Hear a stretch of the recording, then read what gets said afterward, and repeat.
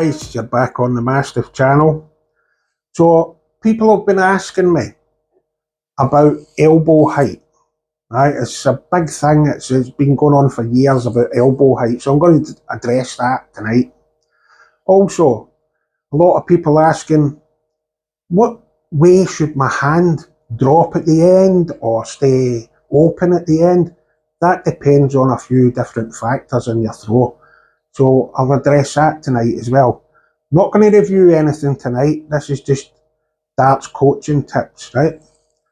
But I've got to tell you, in the next week or two, me and Manny are going to be trying a new darts aid for your throw. That it's not something you buy, it's something we're working on ourselves. So as soon as that's ready, you will be the first to see it and see if it works. So we'll test it out. Won't be live, but you'll be the first to see it on the video. So again, I would like to thank everybody that puts comments on, everybody that subscribes to the channel. Last week I said we were hoping to get 500 subscribers before Christmas. We're nearly at 500 subscribers now, so that's all thanks to you guys. As I said before, everything that we do is to try and help darts players, save you a bit of money. So the more subscribers we get, and the more likes that we get, and the more views that we get, it helps us to help you. So I won't, as I said, review anything this week, just a few little darts. It's not a long one tonight, just a few little darts coaching tips just to see if it can improve your game. Because that's what we're all looking for, isn't it? Never stop trying to improve. Doesn't matter what average you are, you can always go higher. Right, so we'll go for elbow height first, okay? So let's get on to the hockey. Now, get yourself set up. Bring your arm up. Keep a nice straight arm, get your arm up. Now, to me, you'll hear a lot of people saying, this should be level with the floor. That's not the way I teach people. The way I teach people is you have to have it sort of, you don't have to, but 90 degrees to here is pretty good. But what you don't want is you don't want it way up here. I mean, that's just craziness. You see some players, I don't know how they can do it.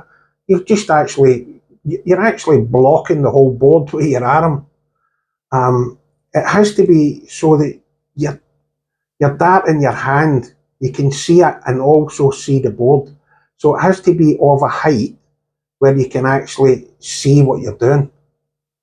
So to be honest with you, I would say whatever height suits for the dart, that you can still see the board, or at least the 20 segment. You don't want it away down here, because then you're throwing uphill and that'll affect your folly through it, and that's just, we don't want that at all. So the best thing to do is just have it, I would say, just below your eye line. That if your hand's just below your eye line or just on the eye line, when you draw it back, you'll be able to aim better then. Make sure it's not dropped right down. Make sure it's not way too high. So just try that, because you'll be able, if you can see the 20, you'll actually be able to see what you're doing. So that's one thing, right? That's one thing we've addressed. Second thing, people are asking me as well about the drawback. How far back should I come? How fast should I do it? On the drawback, for me, I would say take it back to just off your face. You don't have to go away down here like Connor Scott. I don't know how he does it. I can't even get my arm down that far. So to be honest with you, again, it's whatever is comfortable for you, but I would say your darts, if they're starting away back here, they're going to drop in at a really high angle as well, going to block a lot of things. I would say, if once you get everything straight, take your arm back. You can't start from away out here. If you start from out here, you're just going to bring in this muscle here. It's just going to push everything through this muscle, and you don't want that. Drawback as slow as you possibly can, because the slower you make the drawback, the more accurate you're going to be. And it will just make it nice and steady, nice and steady. Next thing we'll go on to. People will look on the TV, people finish their throw on the TV, boom, hand down. Boom, hand down. You don't have to do that. You don't have to do it. A lot of people like it. The good thing I'll say about dropping your hand, it makes sure that your arm is fully extended, because your hand won't drop down if it's out here. You'll look like a T-Rex. So it does work for that.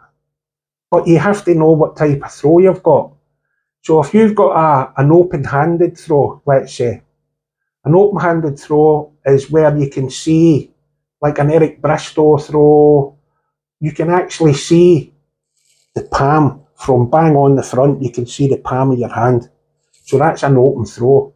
Now when you throw, your hand's already in that shape. So it's just gone down and just lobbing straight down like that. When you've got a closed throw, which is a straight-handed throw, so your hand would actually sit like this, then you put your dart in.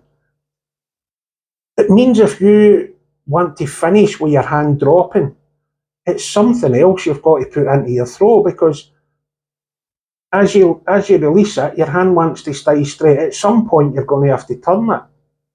Now, if you turn it too early, it's going to affect where your dart goes, usually into a 5.